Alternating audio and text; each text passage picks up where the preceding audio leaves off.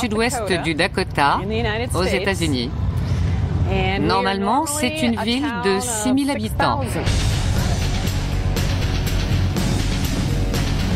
Sturgis, c'est dans l'hémisphère nord, donc l'hiver, nous avons beaucoup de neige et il fait froid.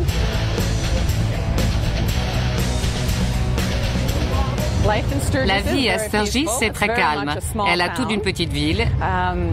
Il y a très peu de criminalité. Beaucoup de gens viennent s'installer ici pour y fonder une famille, car ils s'y sentent en sécurité.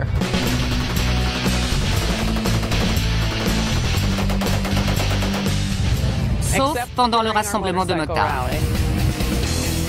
Des dizaines de milliers de motos, des bikers aux looks les plus improbables, des filles habillées ou pas, des soirées rock'n'roll.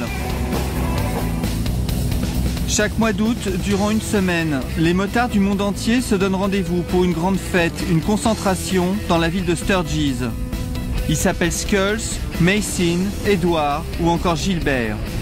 Ils nous ont servi de guide à la découverte de cette culture typiquement américaine. Qui sont les bikers? Pourquoi se retrouvent-ils ici? Que se passe-t-il à Sturgis? Carnet de voyage au cœur du pays des bikers.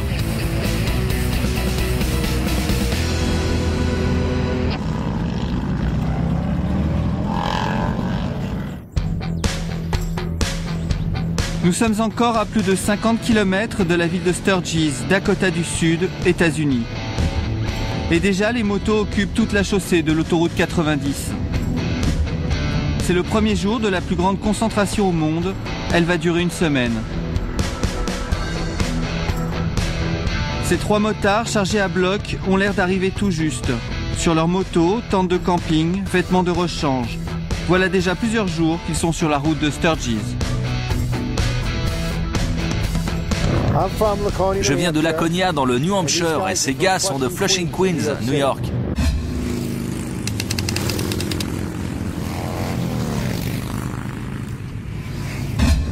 Combien de temps pour venir jusqu'ici? On a eu quelques petits problèmes mécaniques, donc ça nous a pris 6 jours. On aime que ça dure aussi longtemps que possible. Si j'avais eu 2 semaines, on aurait pris 2 semaines pour venir, mais en 5 jours, tu peux carrément le faire. Moi, je viens pour la balade à travers le pays. Et puis pour voir mes amis rouler et être avec des motards dans une ambiance sympa. Comme Charlie et ses amis, chaque année depuis 1938, durant la 2e semaine d'août, les bikers de tout le pays se donnent rendez-vous dans cette petite ville. Sturgis se paye même le luxe d'un sign, un de ces grands écriteaux façon Hollywood. Mais le spectacle commence vraiment sur Main Street, la rue principale de la ville, et déjà un autre monde. Sorte de Disneyland pour adultes. Entre 500 et 700 000 personnes vont ici se rencontrer, rouler ou simplement faire du shopping. Dans la rue, des motos, des bikers et des filles, dénudées pour le plus grand plaisir des hommes, majoritaires durant la concentration.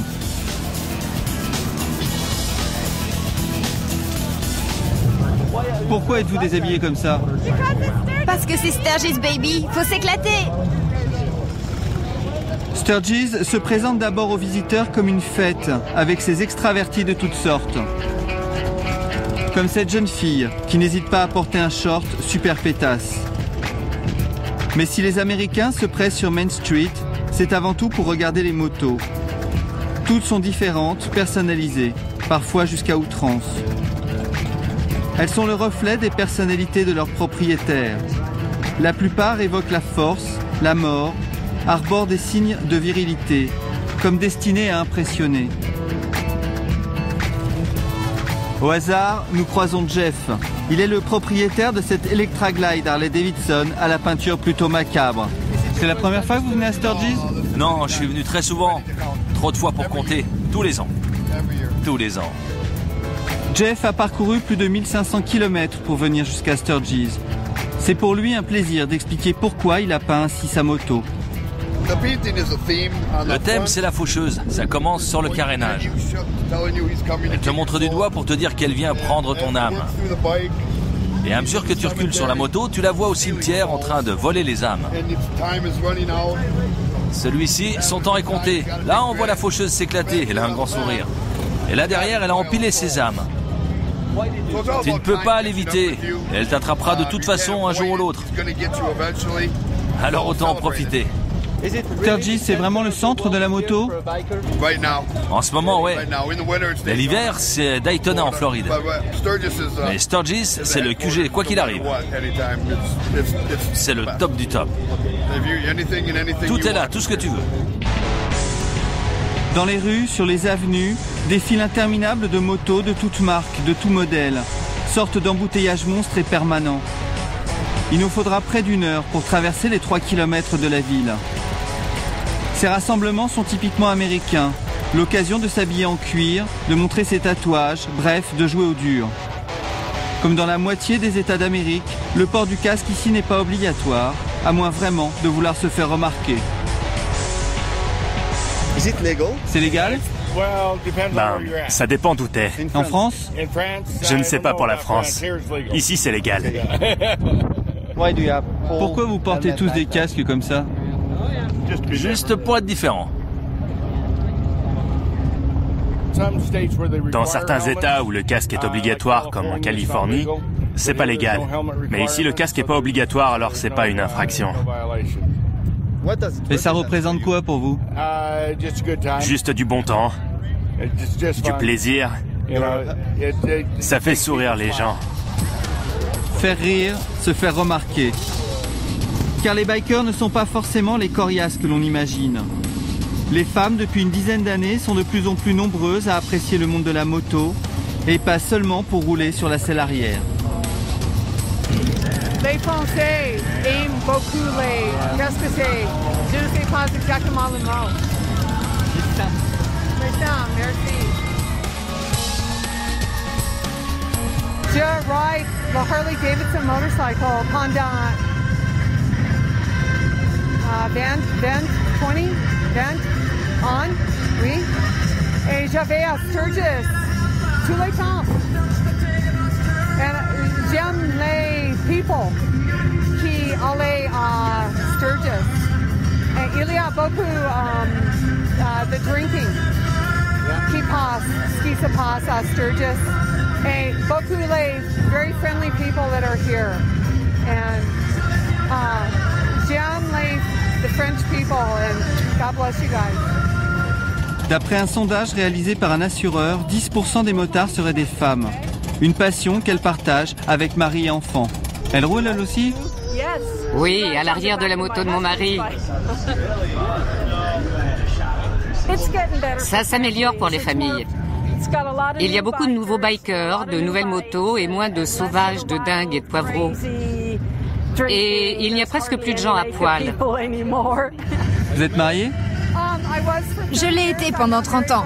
Je ne le suis pas en ce moment. J'ai un copain, mais il n'avait pas les moyens de venir, alors je suis venue toute seule. Vous venez d'où? Albuquerque, au Nouveau-Mexique. Personne ne parle français à Albuquerque. Ah, voilà mon nouveau copain. On vient juste de se rencontrer. Je lui ai dit qu'il avait une très jolie moto et que s'il couchait avec personne ce soir, c'est que le monde ne tournait pas rond. L'amour, c'est mieux entre bikers? Ça a des potes. Vous savez, c'est... Couple légitime ou non, dormir à Sturgis est presque impossible durant la Bike Week. Les motards font alors du camping partout où ils peuvent, sur de grands champs spécialement aménagés, ou même en plein centre-ville. Dwayne est musicien dans un groupe de rock. Il est venu avec sa nouvelle petite amie, coiffeuse et bikeuse, Mason. Ce couple vient du Colorado. Peu fortunés, ils font du camping dans le jardin d'une maison. À Sturgis, il y a beaucoup de gens qui louent des bouts de jardin pour les campeurs. Mais ils nous laissent nous doucher dans leur maison. Ils nous font du café. Vous dormez où? Là-dedans. C'est très confortable. En fait, on a l'électricité dans celle-ci. Il y a un ventilateur au plafond pour garder la fraîcheur. Et encore heureux, cette année, il fait un peu plus frais que d'habitude. Ça vous coûte cher? Non, ça nous coûte $15 par nuit. Vous êtes près du centre-ville, hein? Ouais, c'est sympa parce qu'on peut sortir boire tranquille et rentrer s'écouler.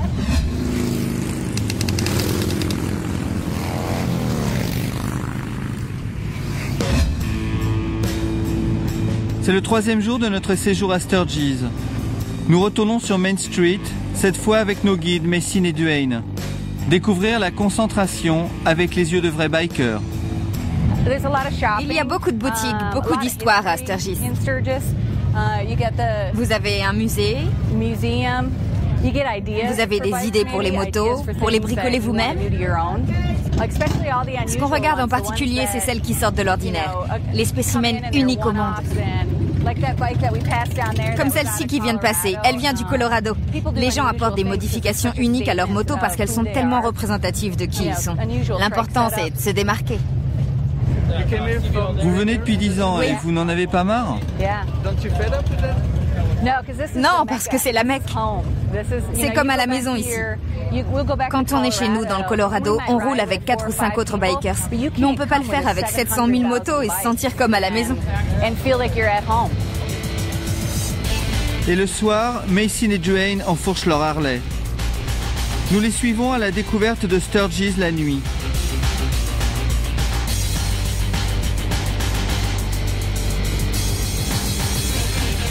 La soirée va commencer par une rencontre entre bikeuses. Nous sommes à une dizaine de kilomètres du centre-ville. Sous un chapiteau, une trentaine de femmes motardes ont organisé une vente aux enchères. Sous la houlette d'une bikeuse énergique, Meg McDonough, la patronne du club des Bikers Bell. Ici, c'est le Biker Bells. C'est la première fois qu'on organise cet événement. En fait, c'est un groupe de bikers qui se sont réunis pour soulever des fonds pour 2 œuvres caritatives du Dakota du Sud. On a des motards de très haut standing qui ont entre 8 et 86 ans. C'est super amusant. Viens avec moi. Et pour cette première soirée des Bikers Bell, Meg veut nous présenter quelques motardes. Les filles Clock, venez voir une seconde. Elles sont sur le point de partir avec leur mère Laura au Salar de Bonneville pour tenter de battre un record de vitesse. Vous partez quand? Aujourd'hui? Samedi? Samedi ou dimanche. Voilà, samedi ou dimanche. Pour le moment, vous détenez le record de vitesse mère-fille, exact? Elles vont tenter de dépasser les 320 km/h la semaine prochaine aux essais de vitesse du Speedway de Bonneville. Regardez bien ces filles, elles sont rapides. Alors, je vous présente une autre bikeuse. Gavin est membre de l'Actors Guild, cascadeuse. Bref, elle sait tout faire, je l'adore. Meg McDonough et les Biker Bell revendiquent le titre de bikeuse, de vraie motarde. Depuis une dizaine d'années, les femmes sont de plus en plus nombreuses à apprécier le monde autrefois très macho de la culture biker. Comme les hommes, il s'agit pour elles de liberté et de grands espaces. J'ai commencé à faire de la moto en 2003. Je n'avais jamais conduit de moto avant et je me suis acheté une Harley Davidson Road King. J'ai dû attendre 6 semaines pour prendre des cours et apprendre à la conduire.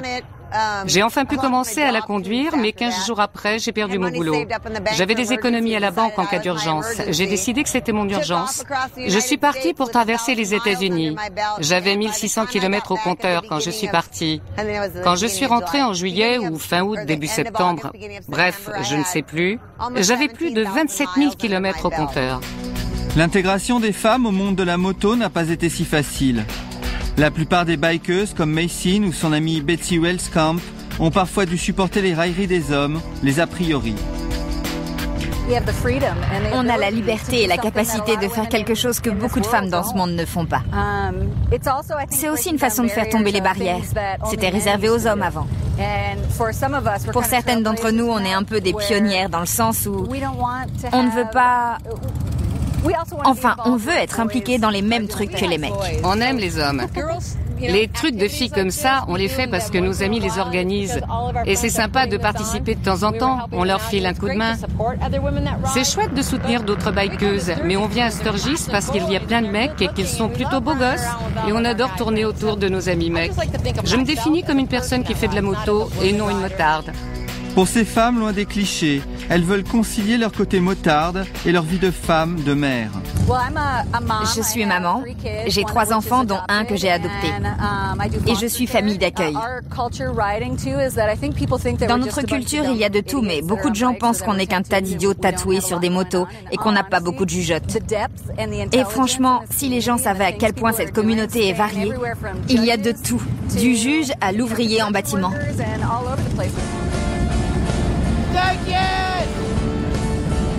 Il fait maintenant nuit, mais pour Maycin et son ami Dwayne, la soirée continue. Nous les suivons jusqu'au Broken Spoke Saloon, une grande salle de concert ouverte durant toute la durée de la Bike Week. Maycin est connu ici et traité par le patron avec tous les égards. Et c'est bien sûr du rock que les bikers écoutent. Sturgis, capitale durant une semaine des motards, pourtant au milieu de nulle part.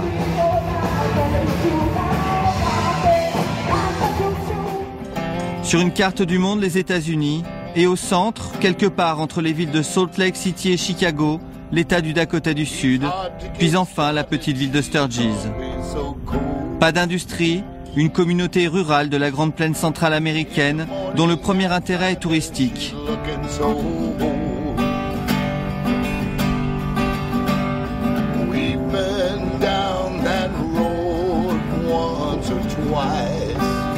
Il est 9h, au matin de notre 4e jour à Sturgis. C'est avec des touristes que nous avons rendez-vous, et pas n'importe lesquels, des Français. On faisait partie d'un club auparavant qui était à Cannes. Hein. On faisait des concentrations à Golfe-Juan.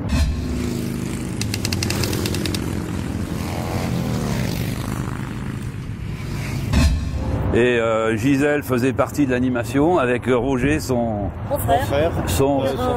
frère, comme elle dit. Comment ça s'organise un voyage comme ça? Il faut presque pratiquement un an. Hein. Il faut un an, le temps de tout organiser. Donc ça se passe avec Internet maintenant, on a à peu près tout ce qu'on veut. Alors donc au départ, il y a un projet à mettre en place, il y a un circuit à mettre en place, il faut l'accord de tout le monde, on se réunit. Et ensuite, je m'occupe des réservations, avion, hôtel, et puis projet financier, il faut savoir à peu près où on va. Et ensuite, c'est un petit peu à l'aventure. Gilbert et ses amis sont arrivés à Los Angeles 2 semaines plus tôt, où ils ont loué pour 3 000 € ces 3 motos. Ce matin, ils nous emmènent visiter un des monuments les plus célèbres de la région, le Mont Rushmore. Gilbert est un peu le leader de la bande, le bavard. Il est venu avec sa femme Nicole. J'ai repris la moto il y a une quinzaine d'années, parce que j'approchais de la retraite. Et puis j'ai un copain qui avait une Harley, il m'a dit tiens c'est bien, tu devrais voir, etc. Et je vois une boutique Harley Davidson, je rentre dedans et j'achète tout de suite une Harley qui était jaune à l'époque, c'était un Softail héritage et maintenant j'ai 2 Harley Davidson. Sur la route, on se prend en photo, on profite du paysage. Patrick, à la retraite, vient rouler presque chaque année aux États-Unis. On est en totale osmose avec la nature et on a un panorama en moto à 180 degrés et c'est formidable. Donc on apprécie tout ça sur une moto qu'on ne peut pas apprécier dans une voiture où on est enfermé. Ça, la moto, oui, c'est vraiment quelque chose de liberté. Et après une balade de près de 80 km, c'est enfin l'arrivée au fameux Mont Rushmore.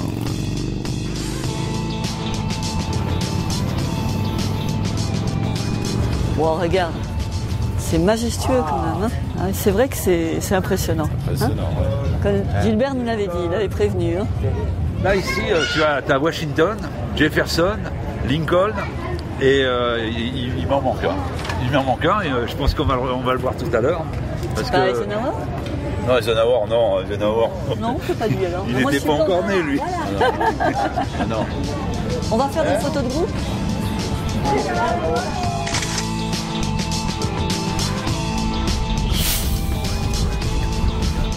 Et nous voilà repartis en balade.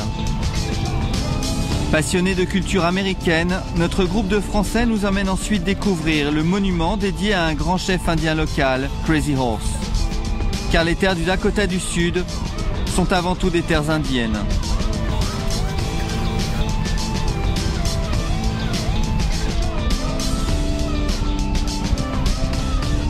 Là, il y a la répétition un petit peu de ce qu'on vient de voir.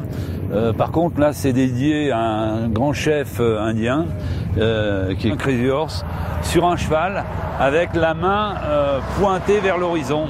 Alors, on commence à voir un trou, là, dans le milieu, là. Et en fait, ce trou-là, c'est pour détailler le dessous du bras et ils vont faire la tête de cheval en dessous. Il est maintenant 13h, c'est l'heure du déjeuner au Steakhouse, sorte de bistrot du Midwest. Allez, on y va! Nous suivons tous Gilbert, en verve comme on dit. Il y a des cure-dents là, pour tes lunettes si tu veux. Ah, tu l'as pris? Bon, bah c'est bon. À croire même que c'est en France qu'on a inventé le one-man show. Ah, ça m'étonne pas de toi, ça, tiens.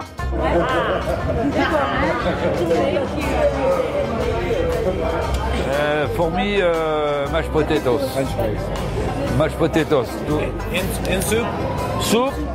Non, soup and sirloin mashed potatoes. Voilà. On va y arriver. Et moi j'ai des pommes de terre au chocolat. Master. Ah, master. On va pouvoir être calé pour cet après-midi. C'est bon, bon appétit. Bon appétit à vous.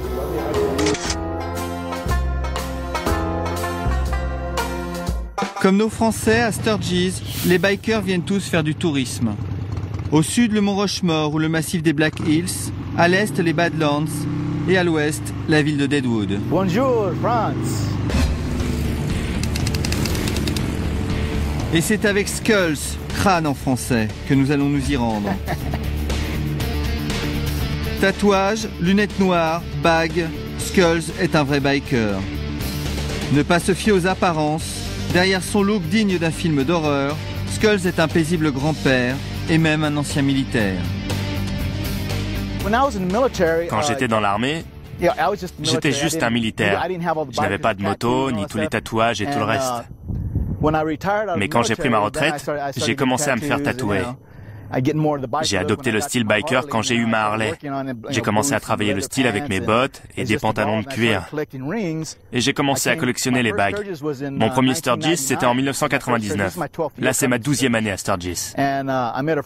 J'ai rencontré ici un ami qui faisait des bagues et j'ai décidé d'en acheter une par an. Et c'est comme ça que tous les ans, j'ai continué à ajouter des bagues. Maintenant, je n'ai plus qu'à en trouver pour mes pouces. Arrivé à la retraite, Skulls a d'abord acheté une bague, puis une autre. Puis sont venus les tatouages, jusqu'à devenir un véritable biker. Une envie qui lui est venue du cinéma.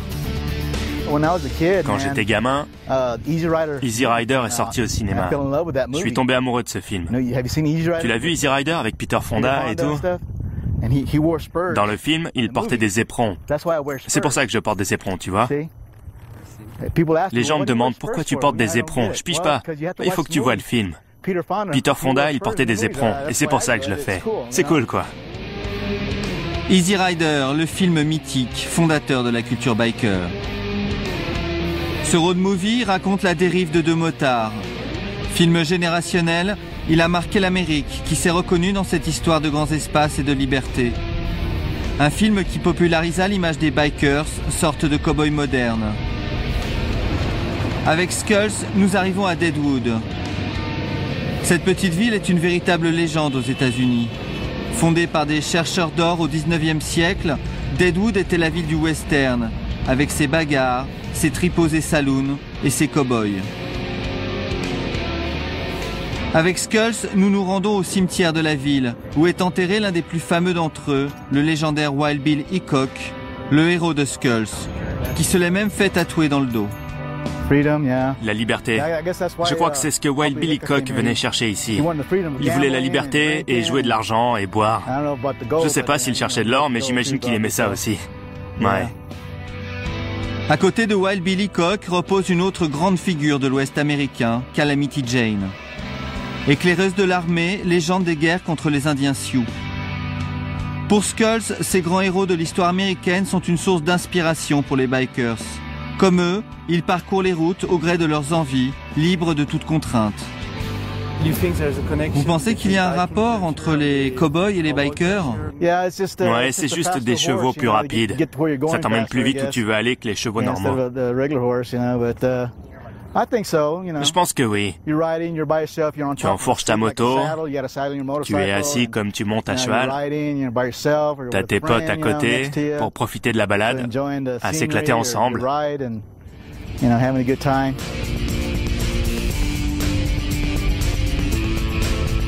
Comment les bikers ont-ils remplacé les cow-boys? Et pour quelles raisons les motards se donnent-ils chaque année rendez-vous à Sturgis? Comment est née la plus grande concentration au monde de moto? C'est ici, autour de ce circuit, que tout a commencé.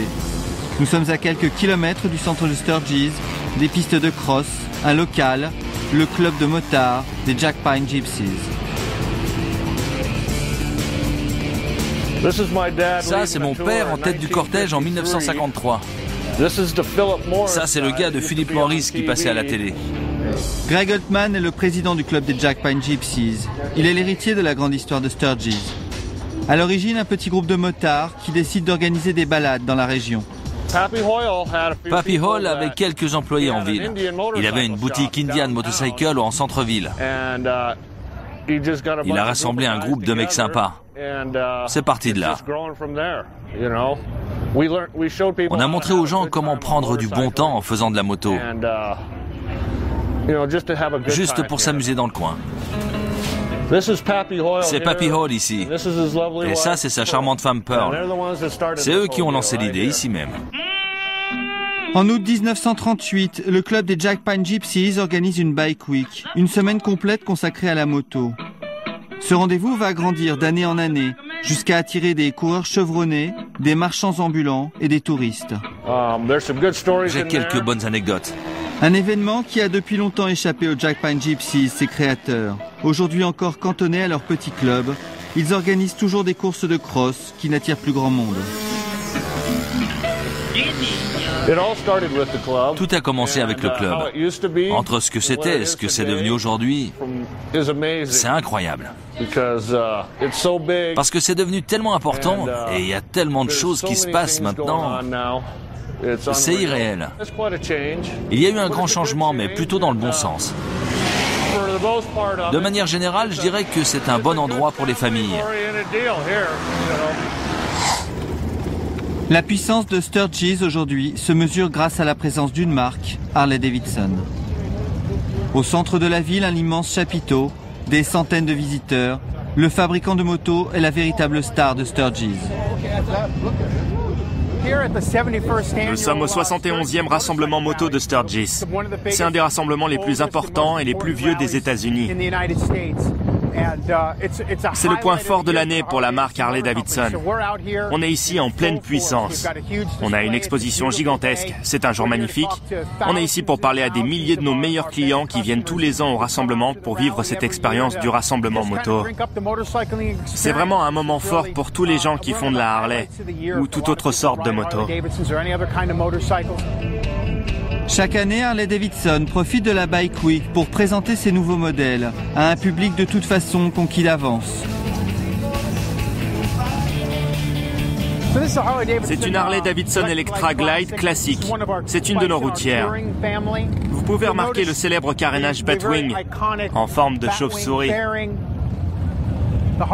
Là, on a les valises rigides, le top case et le dosseret. Ce sont des motos très confortables pour des trajets longue distance.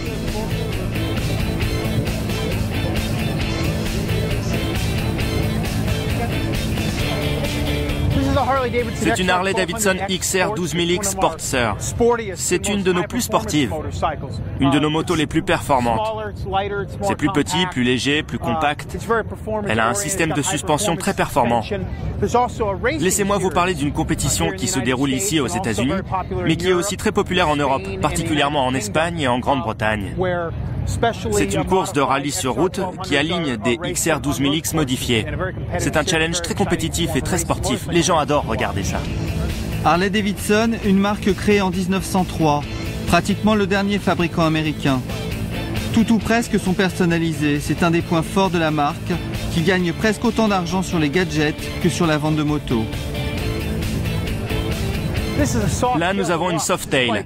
Celle-ci a été totalement customisée avec des accessoires du catalogue d'usine. Cette moto a des pots d'échappement customisés, une selle siège, un guidon et des poignées customisées.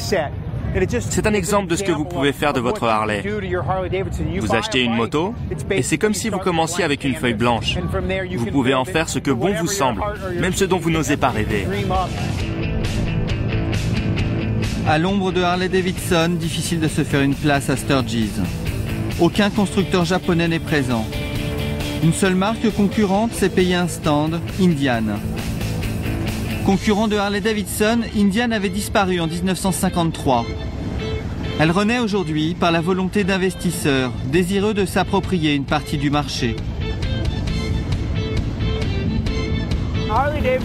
Comme vous le savez probablement, Harley-Davidson se place très bien sur le marché. Avant 1953, il y avait une vraie bataille entre Indian et Harley-Davidson, les deux plus grosses marques de moto américaines. Même si aujourd'hui Harley-Davidson a une plus grosse place sur le marché, je pense que la marque Indian elle-même est très reconnaissable.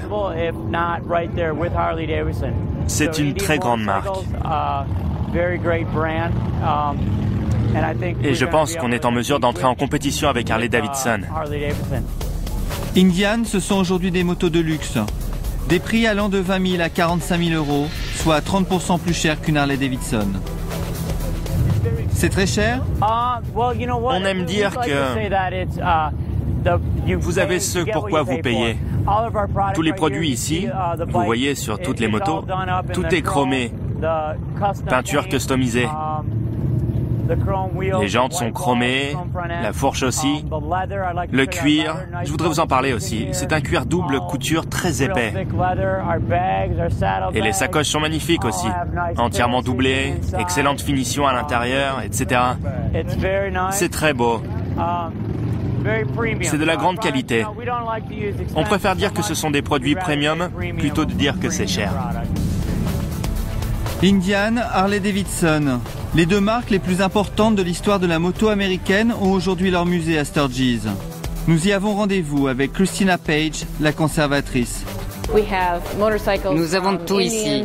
Des Indians, des Harley-Davidson, des Henderson customisés avec un V8 parce qu'un jour un type s'est dit « Tiens, pourquoi j'essaierais pas de poser un V8 sur ces deux roues ?» Disons que c'est une moto assez inhabituelle.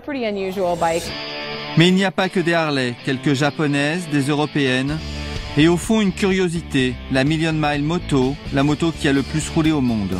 Nous avons cette moto qui a roulé 1 600 000 km. C'est un ancien sénateur du Wisconsin, Dave Zinn, qui l'a conduite. Il voulait la conduire de Key West à Prudhoe Bay en Alaska 11 jours. Moi, si je veux faire Key West à Prudhoe Bay, je prendrai 3 mois pour le faire. Alors vous voyez, on est tous un peu différents. Des musées, des femmes. La culture biker serait-elle assagie? Les bikers sont-ils tous de gentils contribuables sans histoire, à l'opposé de leur look, de leur réputation? Dans les rues, les policiers chargés de la surveillance n'ont effectivement pas l'air débordés. Nous avons rendez-vous avec Jim Bush, le shérif de la ville. Loin des clichés, les bikers sont pour lui des gens très calmes. Pour moi, les bikers sont la communauté la plus facile à gérer. Simplement parce que la moyenne d'âge, comme le démontrait une étude récente, est de 47 ans. En général, un homme de 47 ans sait ce qu'il veut. Il est posé, il gagne plus d'argent qu'il n'en a jamais gagné. Il conduit un jouet à 30 000 $. Il n'est pas juste un papillon de nuit. Alors ils portent des jeans, des vêtements de cuir, ils ont l'air de mauvais garçons, mais quand ils rentrent à la maison, ils sont médecins, avocats, policiers ou pompiers. Pour la plupart, ce ne sont pas de si mauvaises personnes. Sturgis, pas plus dangereux que Disneyland, une simple réunion de motards pacifiques, pas si simple. Car la culture biker a aussi son côté obscur. C'était génial, ouais. Faut essayer. Venez vous éclater à Sturgis en déchargeant des flingues. Vous aimerez. Un stand de tir installé dans les faubourgs de la ville. Nous sommes avec Bill Dune, ancien militaire et patron des Guns of Freedom, en français, les armes de la liberté. Sur son stand et pour une trentaine de $, les bikers peuvent tirer dans un champ avec les armes de leur choix. Pistolets, mitraillettes, bombardes ou même encore une tourelle. C'est un M64, la dernière version. Nos unités de forces spéciales l'utilisent. La SWAT l'utilise, enfin certaines unités, ainsi que les SEAL Teams. Ça, c'est un fusil antimatériel Barrett Sniper. Il est efficace jusqu'à environ 3000 mètres. Il atteindrait l'ennemi à 2500 mètres sans problème. Voilà les munitions, 19 cm de long. Et c'est évidemment à balles réelles que l'on tire. Ça, c'est un M2. Les soldats l'appellent Madius. C'est également un calibre 50. C'était une arme très populaire pendant la Seconde Guerre mondiale. Et au Vietnam, on l'utilise encore aujourd'hui. Ce sont les munitions. Regarde, je suis un méchant. Toutes ces armes ont un point commun entre elles. Elles ont été utilisées dans toutes les guerres que les États-Unis ont menées. Pourquoi les armes de la liberté? Ces armes à feu ont fait les guerres, Première et Deuxième Guerre mondiale, Corée, Vietnam, et c'est grâce à ces armes que nous profitons de cette liberté. Si personne n'avait eu ces armes contre Mussolini ou Hitler, qu'est-ce qu'ils auraient pu faire? Ils auraient pris une pierre pour la leur lancer, ils n'auraient pas pu se défendre, et tout le monde aurait fini dans les fours. Si les bikers aiment les armes, c'est que leur culture est issue de la guerre. Les premiers bikers apparaissent au début des années 50. Ce sont pour la plupart d'anciens militaires qui ont participé à la guerre en Europe. Après la Seconde Guerre mondiale, il y avait pas mal de gars qui rentraient de la guerre, qui cherchaient à se divertir. Ils avaient vécu des trucs de fou, tu sais. Volés en avion, ils s'étaient battus dans cette guerre, ils étaient impliqués dans des expériences incroyables. Ils ont dû reprendre leur vie. Et quand ils sont revenus pour se réinstaller dans la société américaine, ils ont récupéré les motos comme une façon de revivre l'excitation et refaire monter l'adrénaline. Tout ce qu'ils avaient ressenti en travaillant avec des machines et ce sentiment de liberté qu'ils avaient de voler en avion. Chaque année à Sturgis, un champ entier est recouvert de drapeaux américains. Il s'agit du Patriot Flag. Ils sont plantés en l'honneur des militaires de l'armée américaine. Les vétérans des guerres du Vietnam, d'Afghanistan ou encore d'Irak sont nombreux à devenir bikers. On les reconnaît aux écussons, aux patchs qu'ils arborent sur leurs vestes de cuir. Des patchs vendus ici par Inong Center. On a beaucoup d'insignes militaires, parce que la plupart des bikers sont des officiers de l'armée, ex-militaires, policiers, mais principalement militaires. Voilà ce qu'ils aiment porter après un certain âge, marine à la retraite. Ou s'ils sont allés en Irak, ou à la guerre du Golfe, ou en Afghanistan, ils aiment porter ça sur leur blouson. Vous savez pourquoi ils se sont mis à coudre des écussons au dos de leur blouson? En fait, c'est une tradition. Une fois que tu as acheté un blouson, tu dois avoir des badges dessus, sinon t'es pas considéré comme un biker. Sur les murs, les étalages, des milliers de patchs. Ils sont au goût des bikers, aux idées bien souvent nationalistes. Drapeau américain, amour de Dieu ou rejet des minorités. Ambiance patriote à l'américaine, avec l'armée en guest star. Ce qui se vend le mieux, c'est le badge 11 septembre. Les gens aiment mettre ça sur leur blouson. C'est un des symboles des USA maintenant. C'est très patriotique. Oui, ça l'est. Ils aiment se souvenir de ce moment. Du coup, on a différents badges ici. Ah, et bien sûr, les bikers veulent que tu parles leur propre langue quand tu es aux USA. Alors on en a pour eux aussi. La culture biker est aussi politique et clairement à droite de la droite. Je suis membre du Tea Party. Je n'aime pas le gouvernement et c'est une façon de m'exprimer. C'est pour ça que je porte ce badge. Ça, c'est pour le 11 septembre. Aujourd'hui, c'est d'actualité. L'administration actuelle veut me prendre mon argent pour le donner à ces gens-là, à n'importe qui. Ils appellent ça redistribution des richesses et je suis absolument contre. L'argent que je gagne dans ma vie, c'est mon argent. En réaction contre l'État, certains clubs de motards vivent même en dehors de la légalité. Ils s'appellent Hells Angels, Mongols ou encore Sons of Silence. Dans les rues de Sturgis, ces clubs sont invisibles, à cela une bonne raison. Dans les restaurants et les bars, leurs vestes, synonymes de violence et surnommées couleurs, sont interdites. Pourtant, cette année encore, durant la concentration, ces clubs ont fait parler d'eux.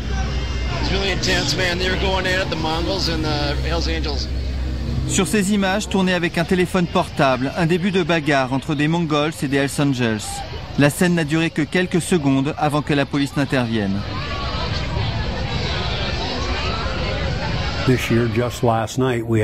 Cette année, juste la nuit dernière, on a eu une bagarre entre gangs de bikers criminels. On a arrêté quelques individus et il y a 2 personnes qui ont été blessées à l'arme blanche. Ça arrive. Et la plupart du temps, quand ça arrive, ce sont des bandes criminelles. Car ces bandes de motards se vouent entre eux une véritable haine. Comme sur ces images de vidéosurveillance filmées en 2002. Dans un casino du Nevada, une bagarre éclate entre un groupe de Hells Angels et une bande rivale. Elle se soldera par 3 morts.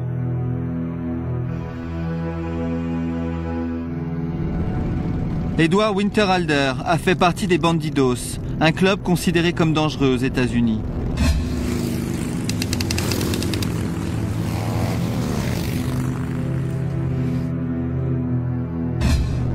Aujourd'hui auteur à succès, Edward a quitté les Bandidos après avoir fait un séjour en prison, à cause précisément de son appartenance à ce club.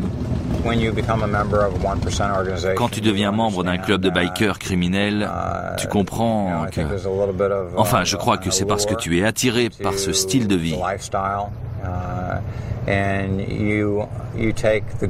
Tu prends le bon comme le mauvais. Une partie du mauvais, c'est d'être suivi par la police.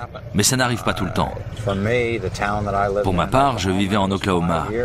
Et je ne me suis fait arrêter pour la première fois que 5 ans après avoir intégré les Bandidos. Et les flics étaient choqués que je vive là. Ils ne savaient pas. Il n'y avait aucune raison pour qu'ils me surveillent. Ces clubs ne sont plus les bienvenus à Sturgis aujourd'hui. Les bikers sont ici avant tout pour s'amuser et pour se détendre. C'est pour ça que j'aime le Buffalo Chip. Bienvenue au Buffalo Chip. Quelques boutiques, une scène de concert et surtout une ambiance torride. Cette espèce de camp retranché est situé à une quinzaine de kilomètres de Sturgis. Ici, les bikers vivent uniquement entre eux, libres de toute contrainte.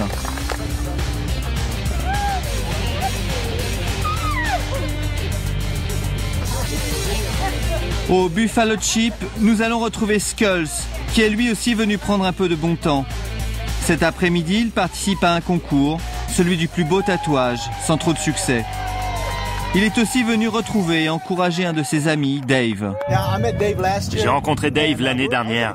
J'étais à une station-service et j'ai vu sa moto. J'étais là, regarde-moi ça. J'étais en train de prendre des photos de sa bécane. Et j'ai vu un mec me regarder, tourner autour. Je le vois et je lui dis, c'est ta moto ? Il me dit, ouais, c'est la mienne. Et je lui ai dit, mec, t'as la bécane la plus cool du monde. J'adore ta moto. Dave participe au concours de la plus belle moto dans une catégorie un peu particulière. Il s'agit de celle qui a l'aspect le plus âgé, le plus abîmé. Ça me représente. Ce que tu vois, c'est ce que tu as devant toi. Les gens pensent que je porte ces fringues pour le Sturgis. Non. Je suis comme ça tout le temps, tous les jours. Je peux pas me permettre de me payer une Harley, alors je me suis dit, ah bah va t'acheter une vieille japonaise. Ok. Je vais le faire. Et $500 plus tard, j'ai trouvé ça. J'ai commencé à la faire ressembler à quelque chose. J'ai mis $700 dedans. Mais je ne la vendrai pas pour $1 million. Je l'adore. Au Buffalo Chip sont réunies les plus belles motos de tout Sturgis. Il n'y a aucun prix à gagner. C'est pour le prestige que ces propriétaires de motos concourent. C'est une Harley Davidson ? Non. Je suis de Chicago, Illinois, mais originaire du Nevada. Cette moto a été réalisée sur la base d'une Honda de 1977, une GO 1000. Elle a un moteur de 1100 cm3, un compresseur et elle est boostée au protoxyde d'azote. Elle développe 192 chevaux, mais en réalité, elle va jusqu'à 222 chevaux au maximum de sa puissance. C'est pas un show professionnel. On prend tous ceux qui construisent une moto, même si c'est dans son garage. Ça peut être une très belle moto capable d'entrer en compétition avec les meilleurs. Et parfois ils gagnent. Engins rutilants ou au contraire très âgés, chopper, on y trouve même des véhicules étranges à 4 roues. Voici le propriétaire de cette moto très particulière qui se trouve ici. Tu viens d'où? Augusta, Kansas. Augusta, Kansas. Il y a quelques années aux États-Unis, on avait une série télé qui s'appelait La Famille Adams. Le grand-père conduisait un corbillard équipé d'un V8. Ça m'a trotté dans la tête pendant des années et un jour j'ai décidé de faire la même avec un moteur Harley. À la remise des récompenses, les participants se succèdent pour recevoir leur prix. Comme cette équipe d'Italiens particulièrement heureux. C'est la première fois qu'il se rendait à Sturgis. Dave attend lui les résultats de sa catégorie, celle de la moto la moins retouchée, et il remporte le prix. Ouais! Merci. Les gens me demandent combien d'heures j'ai mis dans ma bécane et je réponds 0. C'est que du plaisir. Ouais, mon pote! C'est génial. C'est un des plus grands honneurs, probablement des États-Unis. C'est bonjour!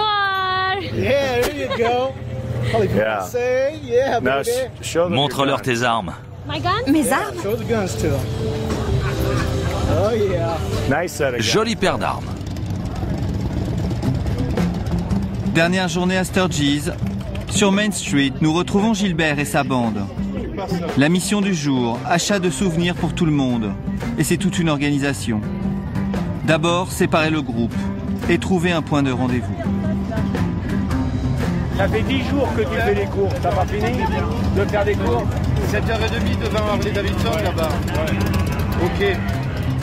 C'est avec Nicole et Gilbert que nous partons faire les courses. Pas vraiment d'artisanat local à Sturgis. Ici, on achète du t-shirt et en grande quantité. Quand tu arrives le dernier jour, comme aujourd'hui, c'est samedi soir, normalement les prix baissent. Alors au début, tu peux avoir 3 t-shirts pour je sais pas moi, $20 ou $25. Là, tu vas en avoir 5 ou 6 pour le même prix. Allez, on va rentrer dans celle-là.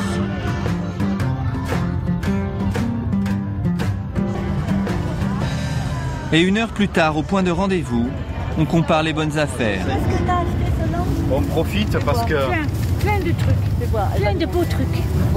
Regarde le jaune comme il est beau. Oh, il est beau. Regarde le jaune comme il est beau. C'est jaune, ça. Et c'est pour qui, ça? Attends, il y en a plusieurs.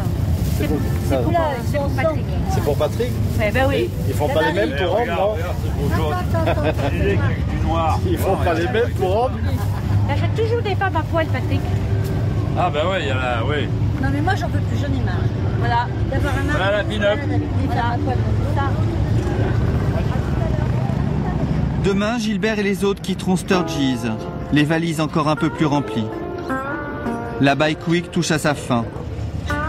À la sortie de l'église, nous croisons Charlie Sinclair et ses amis que nous avions rencontrés. Ils sont aussi chargés qu'à l'aller, maintenant prêts pour le départ. Prêts pour plusieurs jours d'une route qui réserve toujours des surprises. Alors, comment s'est passé le périple? Le séjour n'est jamais assez long. Mais le voyage, c'est tout ce qui compte. Tous les bons et les mauvais jours font partie du truc. On a échappé à la mort et à la destruction, aux tornades et des trucs comme ça. Je crois qu'on s'ennuierait vachement s'il faisait beau tous les jours. C'est ça l'intérêt. Un périple qui démarre dans les embouteillages. Quitter Sturgis n'a rien à envier à un week-end du 15 août sur les routes de France. À la fin du 7e jour, presque tous les bikers sont déjà repartis. Les campings se vident. Au Buffalo Chip, il ne reste que les derniers irréductibles. Comme Crazy George, une figure locale. Responsable des objets perdus, il ne quitte jamais sa guérite. Il est le plus vieux participant de la Bike Week pour une bonne raison. Il y est né.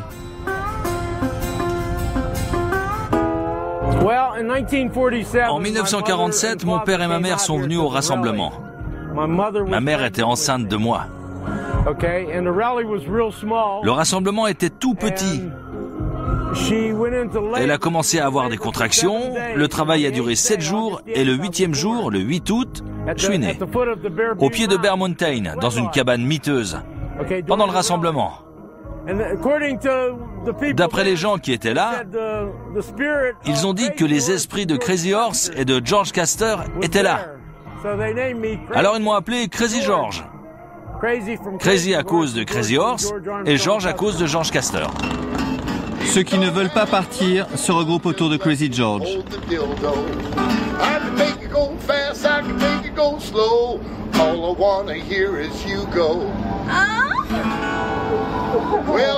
Dans quelques heures, Sturgis redeviendra une petite ville de province, calme, rurale, jusqu'au retour des bikers l'année suivante. I'll give you my love only to you. Be there to warm your night. And I'll wear a raincoat for 6 months, honey, till the doctor says it's alright. Say it like a lifestyle. You don't have love me, honey, just let me hold the dildo. It may sound a little funny, just let me hold the dildo. I can make it go fast, I can make it go slow. All I wanna hear is you go. You don't have to love me, honey, just let me hold the dildo.